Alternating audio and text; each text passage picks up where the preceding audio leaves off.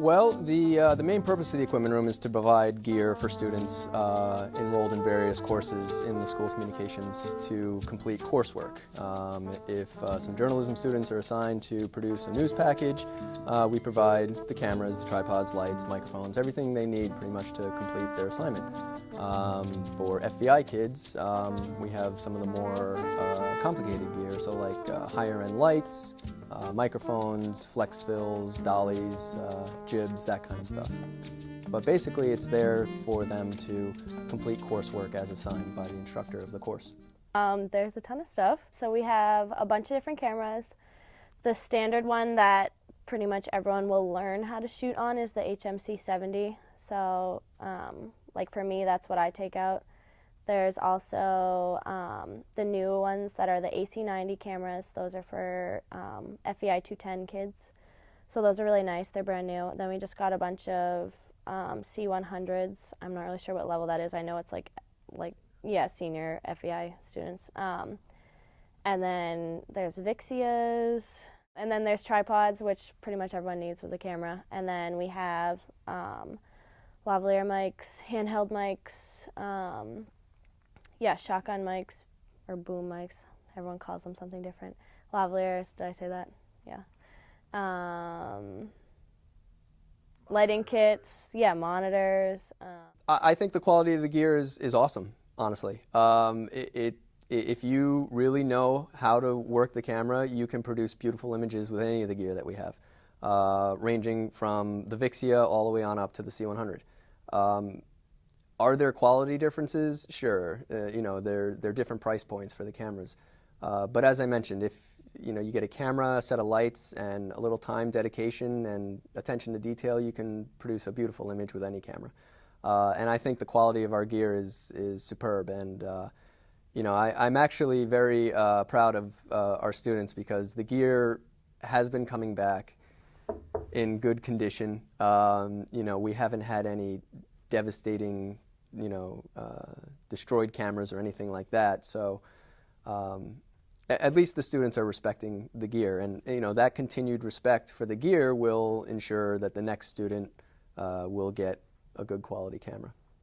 The hours of operation for the equipment room, on Saturdays it's open from 11 a.m. to 2 p.m. And then Sunday through Friday it's open from 1 p.m. to 8 p.m. Transactions only occur within those hours, and when the gates open, that's when you can check out gear. When the gates close, that's it. So gear does not get checked out or returned anytime outside of those hours. Undergrad students get a day to rent out equipment, so they can come in at any time, and then it's just due the next day before 8 o'clock, which is when we close. And then as far as late fees, say you rented out something today and then tomorrow you forgot to return it, you'll get a late fee depending on what you rented out.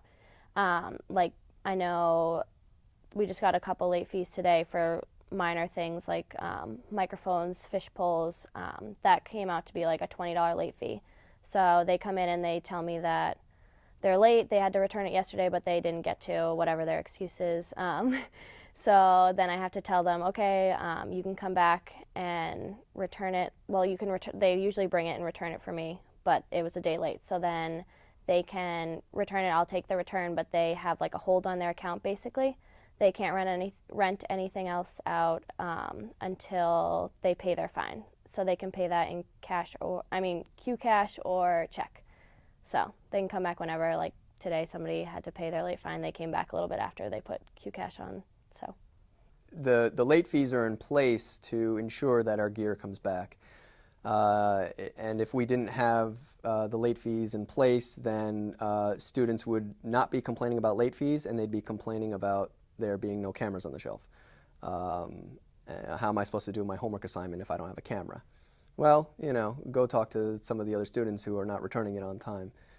So with the late fees in place, we ensure the gear comes back, and there's a camera on the shelf for the next student to check out.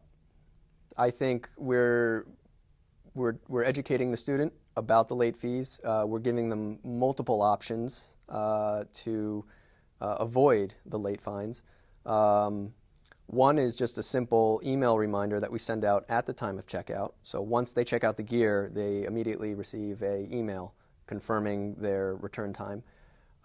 They also have the option, if they can't get back in time physically with the gear, they can email a renewal to us. And they need to do that before their gear is due, usually at the 8 p.m. deadline. And it needs to come in before 8 p.m. If it comes in at 8:01, we don't honor that. You get 3 email renewals per semester, and that allows you, if you can't make it to the equipment room, to bring in your gear, or if it's just really nasty weather and you don't want to lug it all back, you can email the equipment room and we will renew it for you for 1 day. And that's just kind of a convenience thing that we've done, but you only get 3. So once you use up the 3, then that's it. You have to make sure you make it back in time and do it in person. When you come to check out, you have to first make sure you go to the right side, because there's 2 different sides and we're not allowed to check out equipment on the return side. I know a lot of students get mad about that, but it's just like a process that we have to do. So you have to come to, it's like the left side. So you go to the left side and you have to bring your cue card because everyone will be in the system. They also have to make sure that they are signed in, like there's like a form that you have to fill out every semester, like a contract that kind of just like shows you the rules, like what you're agreeing to. You have to sign that every semester.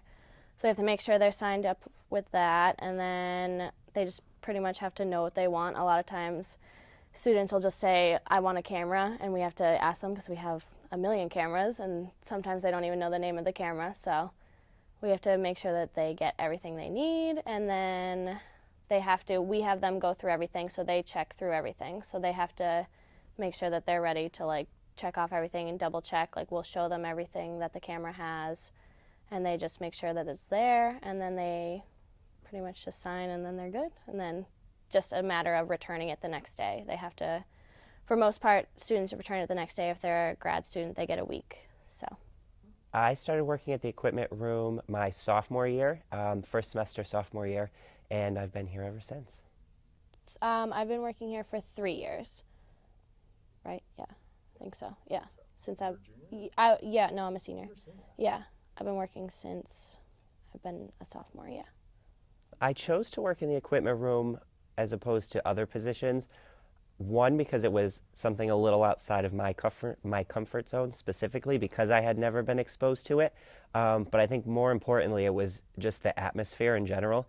I did a couple interviews in different positions on campus, and it was there's just a certain kind of quality, I guess, with the people that we work with. We all know what we have to do and how to do it, but we make it fun. And, we joke around, and it's kind of like especially in the equipment room, it's kind of like a little family back there, We joke around and we kind of tease each other about certain things, but it's all in good fun. So I think that makes a big part of why I choose to keep working there, is because it is such an enjoyable place to be, and it's not somewhere that I just kind of sit there and do my homework or, kind of count the hours until I have to leave. So if you are looking to work in the equipment room, I would say that you probably have to want to show up to work, because I know there's like some people, like I have a friend that works in like the laundry room and doesn't really do anything during the day. She just does her homework, sits there.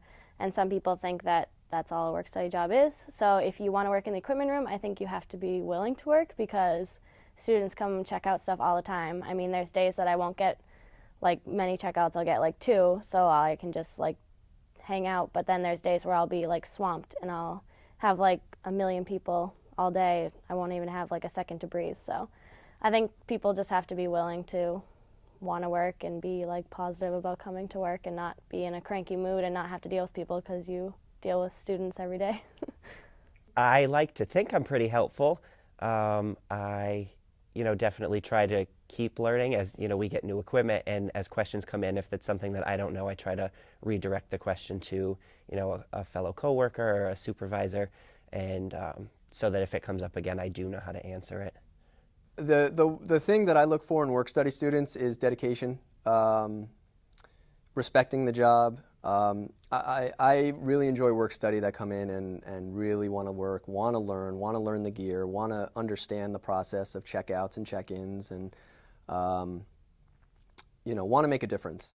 I think it's fun. It's like I as a freshman, I did work somewhere else as a work study, and I didn't like it at all. It wasn't like I hated going to work. So, and I don't know. I think it's fun. I like everyone here. I know everyone. I've been here for so long, so everyone says hi when I come in. And it's nice to see everyone, and yeah, it's nice. It's fun. Steph and I, one day working in the equipment room, decided that we needed a pet. I'll tell you the full story of how it started. There was a gross bug that was on the ground. And neither of us wanted it. And so Schleif took it out, brought it outside, and then, we were joking around that we should have kept it as a pet. And then one thing led to another.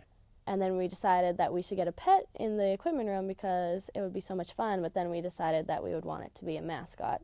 We started coming up with different animals that we should have kept, or that we should get as a mascot, which led to Curtis the monkey. So what we did was went on Google and found a picture of the cutest little monkey and printed it off. So we have one on each side of the equipment room, and that has been our mascot. And, if one of us is having like a crazy day, or if, we just need a little, laughter or whatever, we kind of use Curtis. And we've come up with all kinds of stories about Curtis and different things, and how he would work in the equipment room and where he would stay and different things he could do. And now it's kind of like an ongoing joke, but that's just kind of a great example of how we all kind of work together and how we, make it fun and laugh and joke. And we are like a little family, and now Curtis is just another addition to that family.